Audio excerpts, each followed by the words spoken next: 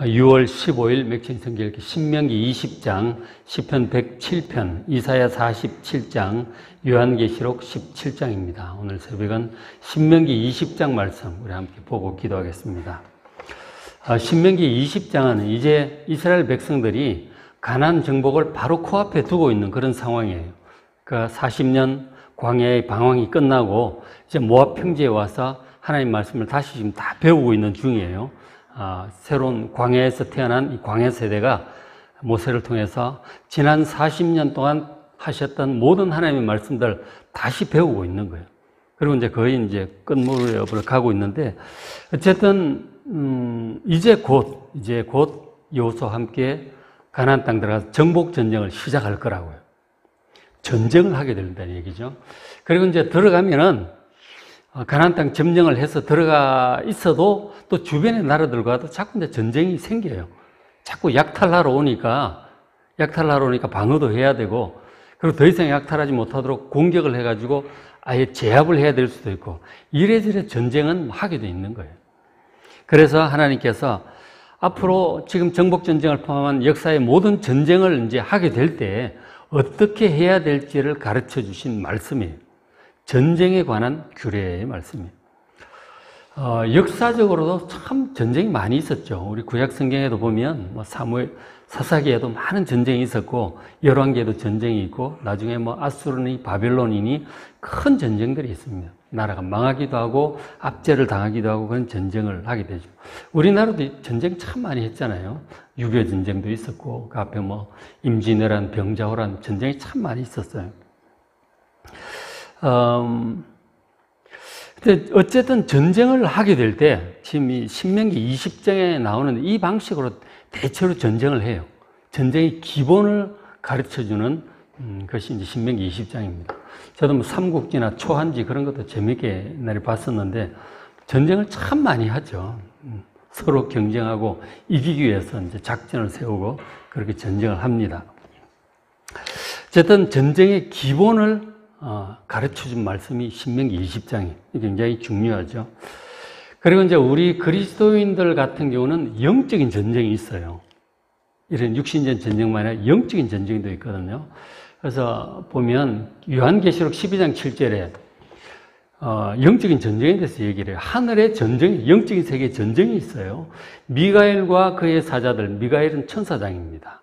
그의 사자들, 천사들이 용과 더불어 싸울 때, 용은 바로 사탄 마귀죠. 그렇게 용의 또 사자들이 또 3분의 1이 있잖아요. 3분의 2가 미가엘의 천사들이고 그렇게 되어 있는데, 용의 사탄의 사자들은 이제 귀신들이죠. 9절에 그 하늘에 전쟁을 해가지고 9절에 큰 용이 내쫓깁니다. 그 하늘에서 내쫓기는 거예요.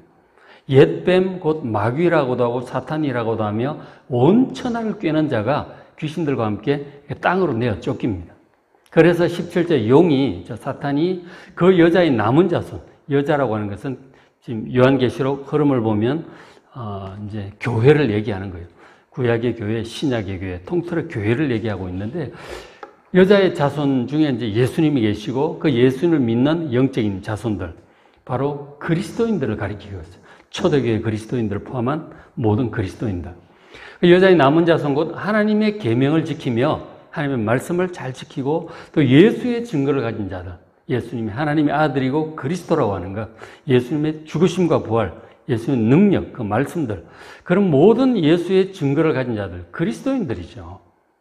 그리스도인들과 더불어 싸우려고 바다 모래 위에 서 있더라 하는 거죠.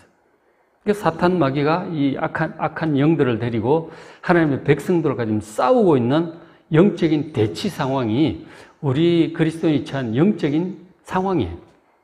영적인 전쟁이 항상 있는 거예요, 우리가. 이것을 이제 사도 바울은 에베소서 6장에서 씨름이라고 표현하고 있어요. 우리의 씨름은 혈과 육을 대한 것이 아니고 하늘에 있는 악한 영들을 상대하는 것이다. 그래서 전신갑주를 잘 착용을 하고 영적으로 싸워 이겨야 된다. 이런 말씀을 하고 있거든요. 어쨌든 우리 성도들은 사탄과 어둠의 영들과 싸우는 영적인 전쟁을 하고 있어요.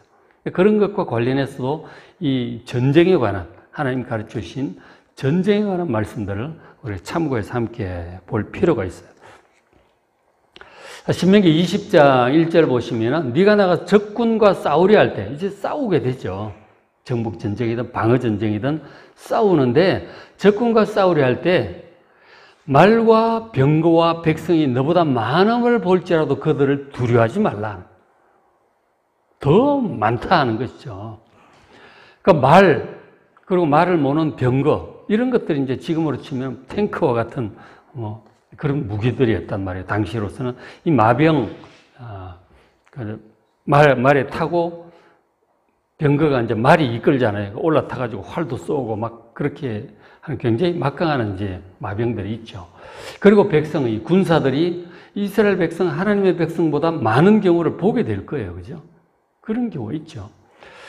그리고 이제 우리 시편도 지금 같이 보고 있는데 시편에 보시면은 다윗의 그런 이제 고백을 자주 하는 것을 보게 돼요. 그러니까 하나님을 섬기는 의로운 신앙인보다 하나님을 대적하고 불순종하고 우상을 섬기고 이런 육신적으로 행하는 이 악인들이 더 많다 하는 거예요. 일반적으로. 다윗 입장이 늘 그렇잖아요. 다윗과 다윗을 따르는 몇 안 되는 무리에 비한다면 다윗을 박해하고 죽이려고 하는 그런 무리들이 훨씬 많고, 그리고 주변 뺑 둘러 있는 나라들이 전부 이제 그런 이방인들이잖아요. 그러니까 전체적으로 볼 때 지금도 하나님을 섬기는 사람이 많은가, 하나님을 섬기지 않고 오히려 하나님 섬기는 백성들을 싫어하는 사람들이 많은가? 그리스도인들이 적어요. 항상 그렇습니다. 항상 적어요. 그래서 이제 인간적으로 생각하면 숫자도 적고 힘도 적고 늘 불리한 생각이 들어요. 그래서 다윗이 이 악인들이 자기보다 늘 많다고 하는 그 속에 둘러싸여져 있는 이제 무력함의 약함을 느껴요. 그런 것을 늘 느꼈죠. 그리고 1세기 초반에 예수님 부활 승천하신 다음에 이 제자들이 복음을 전할 때 참 두렵죠. 예수님을 잡아 죽였던 그 유대인 당국자들이 자기들을 가만두겠느냐고. 나중에 오순절 성령 충만 받고 막 예수 믿으라고 전하고 다니잖아요. 그러니까 그렇게 하지 말고 붙잡아다가 막 감옥에 집어넣고 채찍 때리고 죽이고 막 그러잖아요. 그러니까 영적인 전쟁 상황이 쉽지를 않아요. 항상 불리해요. 박해를 당하고 공격을 당하고 뭔가 이 힘으로 싸워서 이길만하다 이런 상황이 아니에요. 항상 불리하다는 거예요. 숫자가 적어요. 바른 길, 의로운 길을 가려고 할 때 늘 이제 악인들이 더 많다 하는 것이죠. 그래서 이스라엘 백성들도 이제 사실 가나안 땅 이제 정복 전쟁을 들어갈 건데 40년 전에 이제 12정탐꾼 보내고 한번 들어가려고 시도했잖아요. 민수기 13장, 14장에. 근데 가보니까는 거기 골리앗 같은 안악자손 거인들도 많고, 성벽은 엄청나게 높고, 헤브론성, 이런 거 보면 엄청 나거든요, 산꼭대기에. 그럼 군사들도 많고, 안정되어 있는데, 자기들이 들어가서 이길 수 있을까? 절대로 못할 것 같은 거죠. 저들은 거인이고 숫자도 많고, 우리는 메뚜기와 같다. 우린 실패다. 다 죽었다. 전쟁하면 우린 다 죽는다. 이런 곳으로 우리를 이끌어 왔냐, 그러고는 모세 죽이고 애굽으로 차라리 돌아가자. 이제 그렇게 된 거 아니에요. 항상 이제 그런 상황이에요. 여호수아가 들어갈 때도 마찬가지죠. 처음에 요단강 건너가서 여리고성을 쳐다보니까 까마득한 거예요. 여리고성은 오래된 도시거든요. 성벽은 높고 엄청난 거예요. 딱 보니까 기가 질리는 거죠. 쉽지 않습니다. 전쟁이 항상 불리해요. 저는 말씀을 하시는 거죠. 네가 나가서 적군과 싸우려 할 때 말, 병거, 백성 너보다 많을 것이다. 그러나 그것을 볼지라도 그들을 두려워하지 말라 하는 거죠. 왜 그럴까요? 애굽 땅에서 너를 인도하여 내신 네 하나님 여호와께서 너와 함께 하시기 때문에 그렇다는 거죠. 애굽보다 이스라엘 백성들이 군대가 많고 힘이 좋아서 애굽에서 나올 수 있었어요? 그게 아니죠. 하나님의 능력으로 나온 거죠. 항복할 때까지, 내보내줄 때까지 하나님 능력으로 치시니까, 10가지 장으로 치시니까 항복하고 나가라고 한 거 아니에요. 그리고 홍해바다 앞에서 진퇴양난일 때 기도했더니 홍해바다가 갈라지잖아요. 하나님의 능력으로 나오고 능력으로 홍해도 통과하고 광야 40년 지나올 때 먹을 게 있습니까? 뭐가 있어요? 하나님께서 만나를 내려주시니까 안 굶고 살았지. 하나님께서 반석에서 물을 터뜨려 주시니까 목 안 마르고 그러고 살았잖아요. 하나님의 은혜로 온 거라니까요. 그 하나님을 믿으라 하는 거예요. 전능하신 하나님. 애굽 땅에서 너를 인도하여 내신 네 하나님 여호와께서 너와 함께 하신다.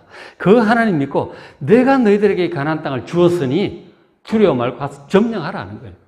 너희들은 이기게 되어 있다. 내가 먼저 앞서가서 사자들을 보낼 것이고 먼저 앞서가서 다 준비해 둘 테니까 가서 점령만 하면 된다 그러시는 거예요.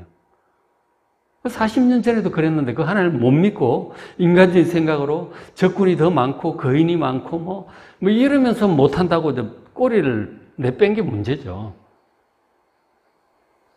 그렇게 하지 말라는. 전능하신 하나님이 저 군사들 많은 것보다 훨씬 더 강하다. 하나님 믿고 두려워하지 말고 담대하라고 말씀하시는 거예요. 우리가 인생의 싸움이 사실은 이제 늘 싸우며 살잖아요. 경쟁하면서 막 악조건들과 싸우면서 살아가는 거잖아요. 조건은 너무 안 좋고 나는 영 능력이 부족한 것 같아. 돈도 없고 힘도 없고 뭐 영 상황을 극복을 못할 것 같아. 질병과 싸울 때도 마찬가지고 뭐 다 마찬가지죠. 도저히 이기지 못할 것 같은 그런 연약한 생각이 들 때가 있습니다. 그러나 전능하신 하나님께서 우리와 함께 하심을 믿으시길 바랍니다. 하나님 믿고 기도하고 하나님 믿고 나아가면 얼마든지 이길 수 있어요. 다 이길 수 있게 되어 있어요.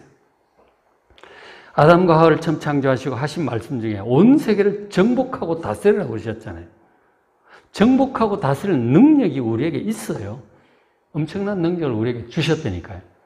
하나님 믿고 나아가 싸워 다 이기는 여러분 되시길 바랍니다. 물론 인간적인 욕심으로 하는 것과 하나님의 뜻을 따라 하는 것은 구분을 잘 해야죠.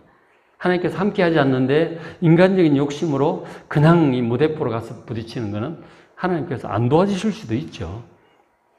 그러니까 기도 잘 하시고 하나님 뜻에 합당한 싸움을 싸워야죠. 내 욕심을 위해서 싸운다면 그게 꼭 되리란 보장 없겠죠. 하나님 뜻에 합당하다면 하나님 잘 믿고 믿음으로 싸워 이기는 여러분 되시길 바랍니다. 그렇죠? 제자들도 그렇게 해서 결국은 유대인 당국자들 막 죽이려고 하고 로마인들도 죽이려고 하고 막 그랬잖아요. 근데 예루살렘 복음 전하고 유대 사마리아 온 로마 제국을 한 세대 만에 복음화 시켰잖아요. 제자들이 이겼다니까요. 연약한 제자들 뭐 붙잡아다 감옥에 집어넣으면 갇힐 수밖에 없고 죽이면 죽을 수밖에 없는 약한 자들이었어요.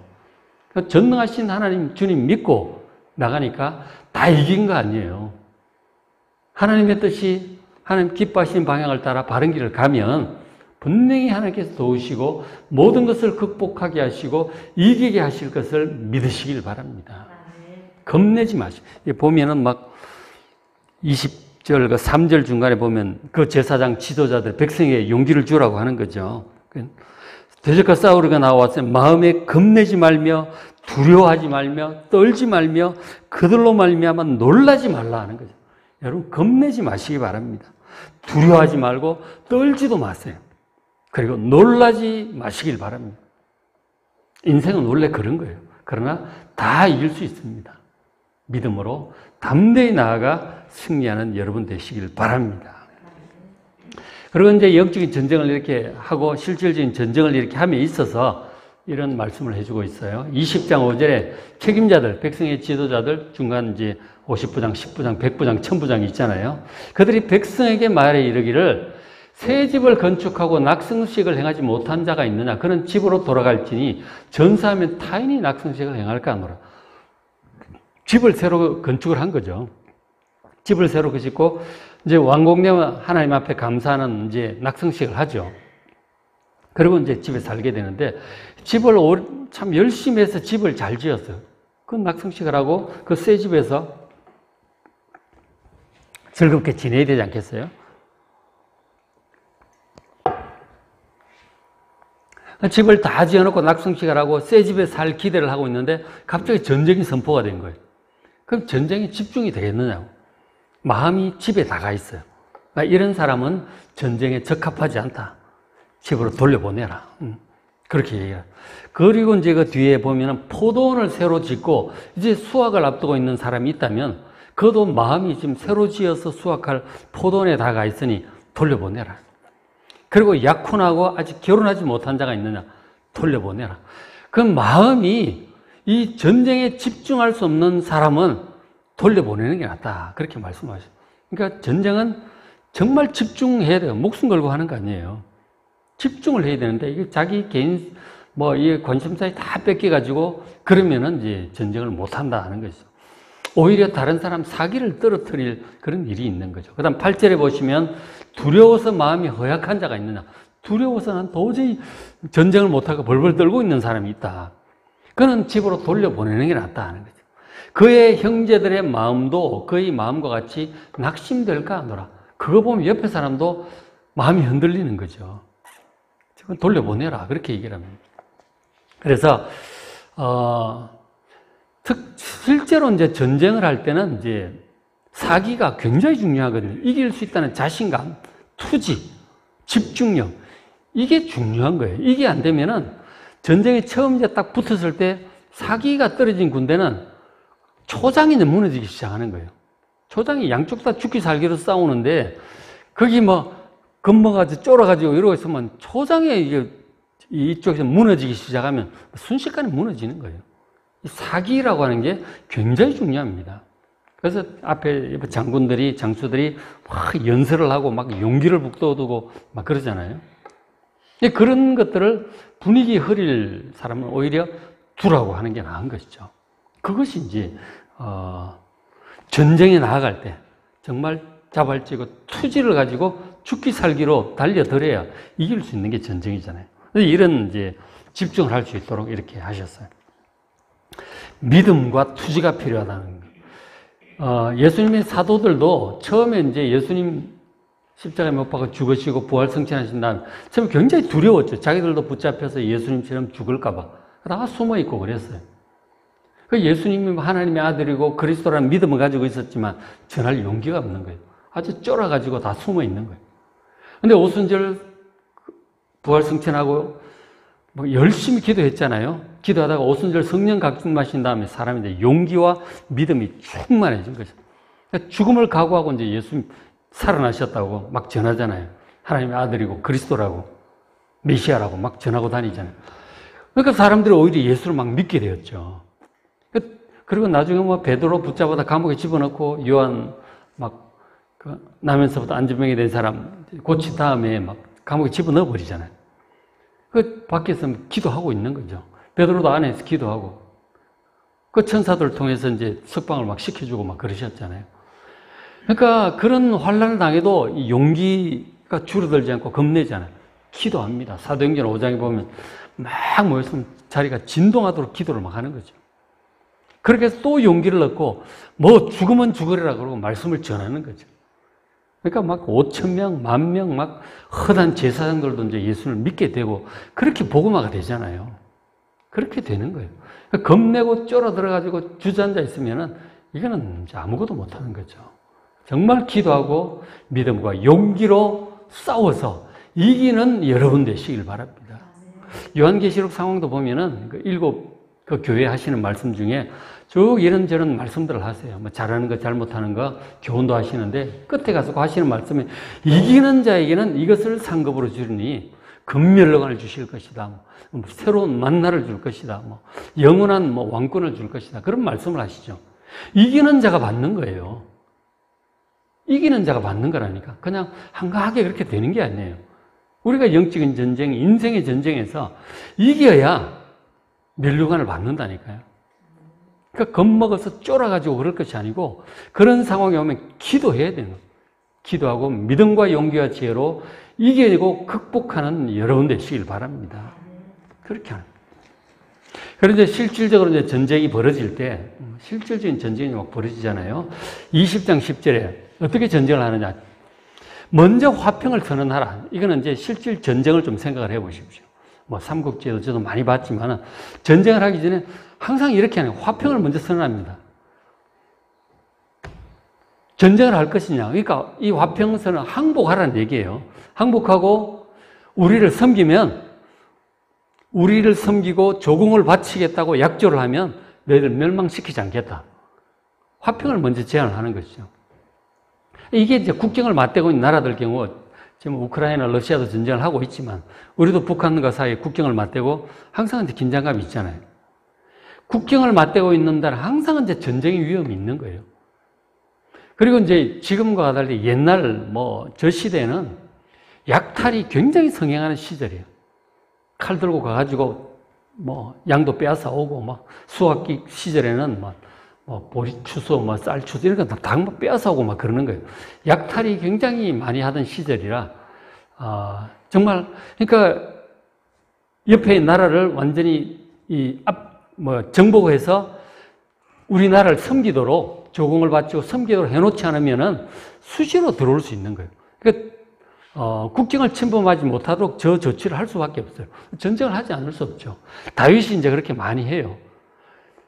그 앞에 사사 시절에 수없이 괴롭히던 모압, 암몬, 에돔 이런 나라, 아람 이런 나라들 있잖아요. 그런 나라들을 다윗이 싸워서 이제 정복을 하는 거. 정복을 한다는 게 딴 뜻이 아니고 이제 평화를 하면서 상하 관계를 명백히 하는 거죠. 조공을 바침으로 더 이상 그쪽 군대들이 이렇게 약탈을 못하도록 하는 선제 조치인 것이죠. 그래서 먼저 화평을 선언합니다. 더 이상 전쟁하지 않고 섬기며 살겠다. 그렇게 하고 성문에 항복하고 그 성문을 열면 항복을 하면 네게 조공을 바치고 너를 섬기게 할 것이다. 상하관계를 분명히 해놓고 서로 약탈 이런 거 하지 않도록. 이 조공 저런 것도 이제 일종의 무역과 같은 거예요.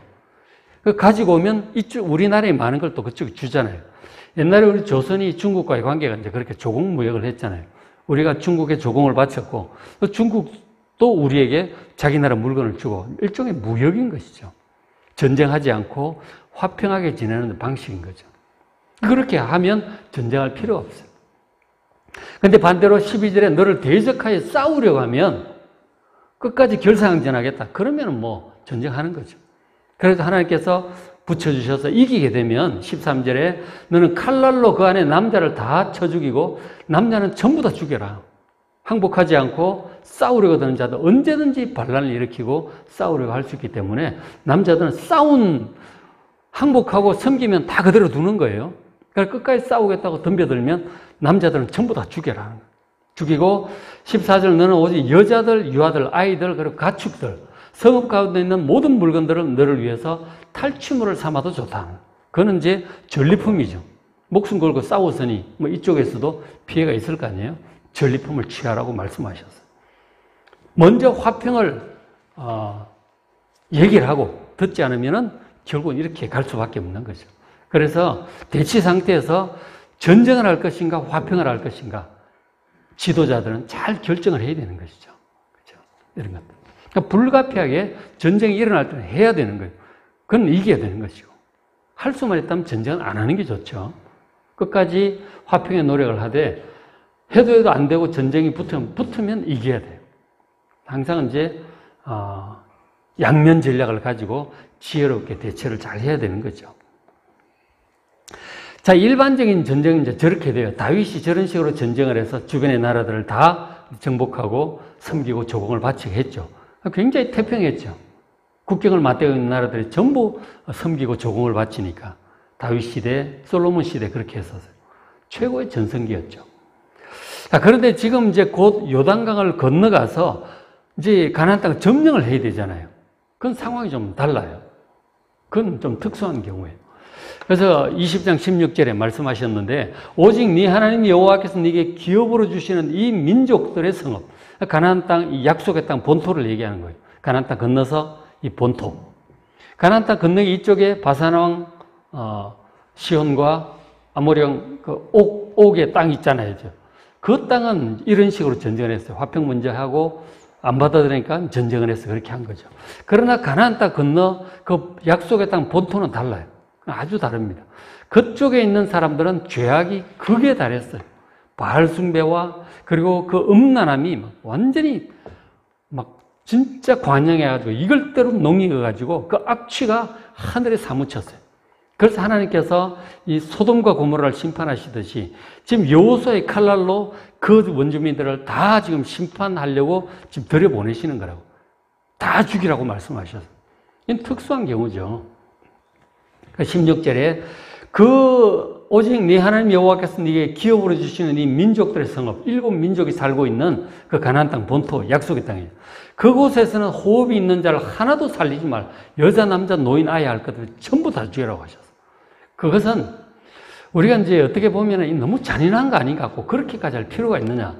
그렇게 말할 수도 있지만, 그러나 이 가나안 땅 본토의 우상 숭배는 너무너무 사악하고, 그리고 성적인 타락이 너무너무 사악해서 이건 도저히 둘 수 없는 거예요. 소돔과 고모라 멸하듯이 완전히 하나님께서 멸하라고 그렇게 말씀하신 거죠. 인간적인 생각으로 하나님의 말씀에 대해서 좀 너무 하신 거 아니냐, 불쌍하지 않느냐, 이런 식으로 얘기를 하시면 안 돼요. 하나님께서 그렇게 말씀하실 때는 이유가 있는 거예요. 순종하시길 바랍니다. 하나님 말씀 명백하면 순종을 하는 거예요. 내 생각과 좀 달라도. 17절에 여호와께서 네게 명령하신 대로 하라. 이는 그들이 그 신들에 행하는 모든 가증한 일, 너무너무 사악해. 그래서 너에게 가르쳐 그대로 살려뒀다가는 그들과 섞여서 살고 이러다 보면은 그대로 이스라엘 백성들 안으로 흘러 들어올 가능성이 있는 거죠. 바알 숭배와 음란한 그런 그런 것들이 하나님의 백성들을 더럽히도록 하나님께서 하실 수 없는 거예요. 그리고 그들의 심판과 거룩한 하나님의 백성들의 보호를 위해서 완전히 멸절을 하라고 하신 거예요. 그 하나님께 범죄한 하나님 백성들의 거룩함을 지키고, 그리고 그 날에 대한 심판으로 그렇게 하라고 하신 것입니다. 하나님의 말씀을 우리가 잘 들어야 돼요. 인간적인 생각으로 하나님 너무 하시다, 너무 불쌍하다, 이렇게 하시면 안 된다는 거예요. 하나님께서 말씀하실 때는 말씀이 명백하면 여러분 순종하시길 바랍니다. 자기 생각을 내려놓고 순종해서 해야 돼요. 그렇죠?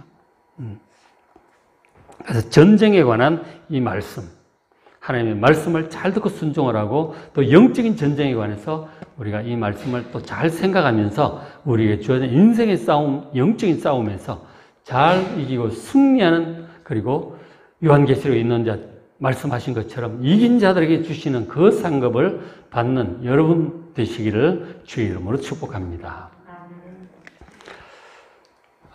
오늘 맥체인 성경 읽기 신명기 20장, 시편 107편, 이사야 47장, 요한계시록 17장 말씀 잘 읽으시고 은혜 많이 받으시기 바랍니다.